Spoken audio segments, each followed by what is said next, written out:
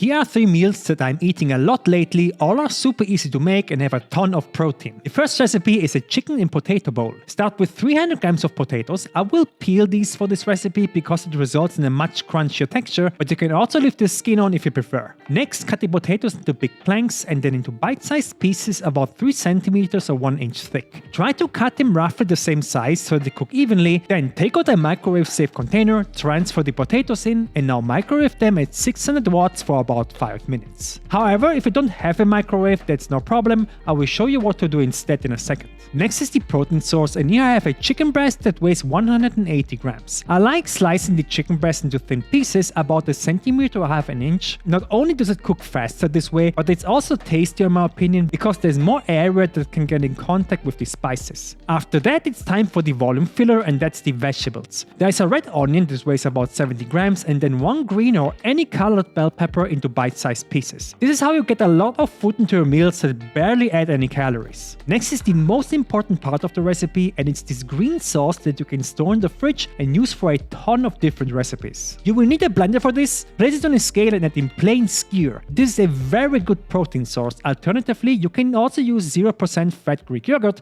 It has pretty much the same macros and also tastes similar. 200 grams goes into the blender, followed up by a bunch or 10 grams of fresh mint and also fresh basil. Then add 10 grams of any vinegar that you have. Alternatively, you can add the juice of half a lime, then 10 grams of mustard and 15 grams of olive oil. Add in a peeled clove of garlic, freshly ground black pepper, and lastly a pinch of salt. Then close the blender and mix this on high for about a minute until it turns into this gorgeous green sauce. I'm telling you, this smells amazing, and the best way to store these sauces is in these squeeze bottles. I buy them on Amazon, they are fairly cheap, a link is in the description. Transfer all of the sauce into the bottle and store it in the fridge for about a week. So let's get cooking. Add a bit of oil into a pan on medium-high heat, add in the microwaved potatoes with a pinch of salt, and now fry the potatoes for 3 to 4 minutes, stirring them occasionally until they have a light golden brown color. Because they are microwaved, the potatoes are pretty much cooked through. If you don't have a microwave, just add the potatoes in raw, turn the heat to medium and do the same thing. However, it will take you at least 15 to 20 minutes until they are done. Then push the potatoes aside, add another bit of oil and go on with the vegetables and again a pinch of salt. The goal is the same as before. Keep frying and stir everything every once in a while for about 3 minutes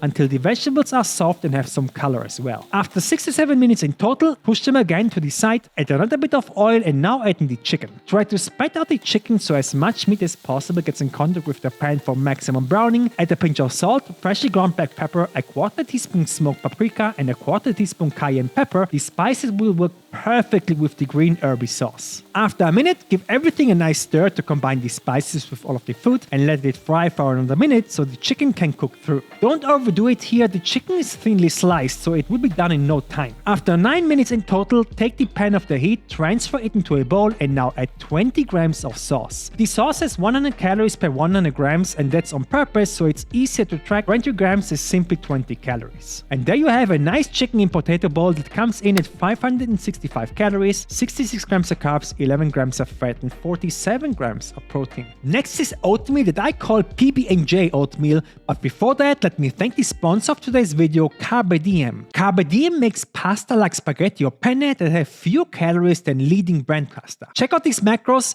One serving that has 2 ounces of 56 grams has only 110 calories, 16 grams of net carbs and 24 grams of fiber. The leading brand pasta on the other hand has almost double the calories. So when they sent me the package, I thought the same as a lot of you right now probably.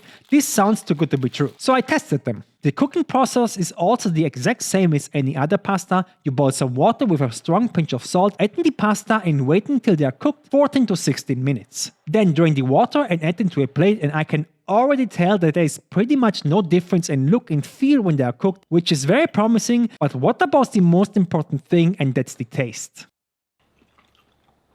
Wow. Alright, this is pretty good.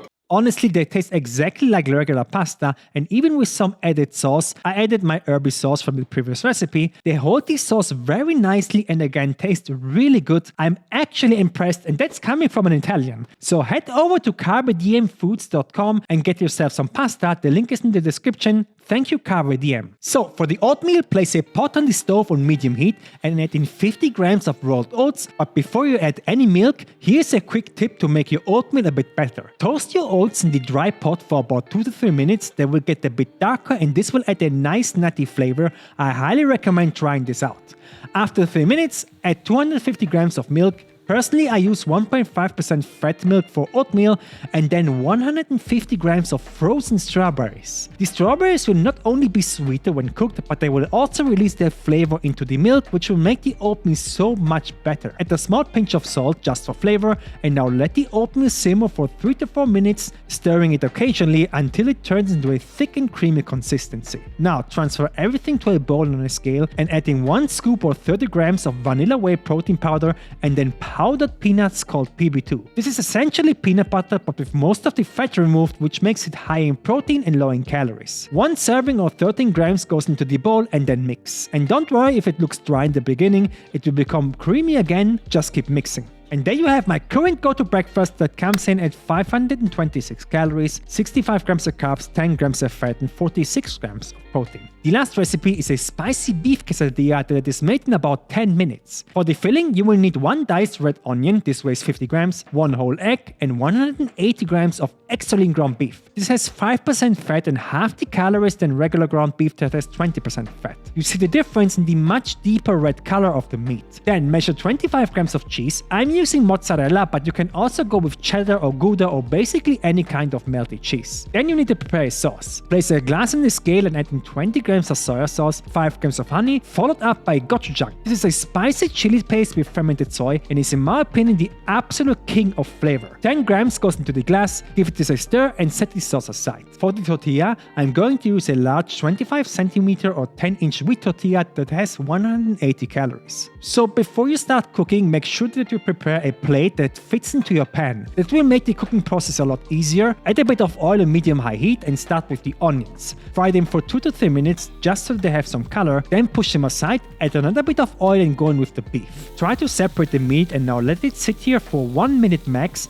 Remember it's extra lean, it becomes dry very fast. Add in a 1/4 teaspoon of garlic powder and cumin, freshly ground black pepper. Give everything a stir and keep frying for another minute or so and then going with the sauce and combine everything. Now crack in the egg and immediately add the cheese and mix all of the meat just for about half a minute or so. Then add the tortilla on top and push it down. Also try to slightly rotate everything so the meat loosens up from the bottom. Take your plate and place it on top of the tortilla. Now you can simply flip the pan and if you have done it right, most of the meat will fall off cleanly. Add the tortilla back, fold one side over the other and sprinkle a bit of salt on the outside. This will make it taste better. Let it sit for 30 seconds so the tortilla can get crispy. Repeat this with the other side as well until you are happy with the color and then remove the quesadilla from the pan. So since this meal doesn't have a lot of vegetables and I always try to include them in my meals, I will chop a whole fennel and a carrot to eat as a side with the quesadilla. And then we have a very nice 10-minute meal that comes in at 654 calories, 44 grams of carbs, 30 grams of fat and 62 grams of protein.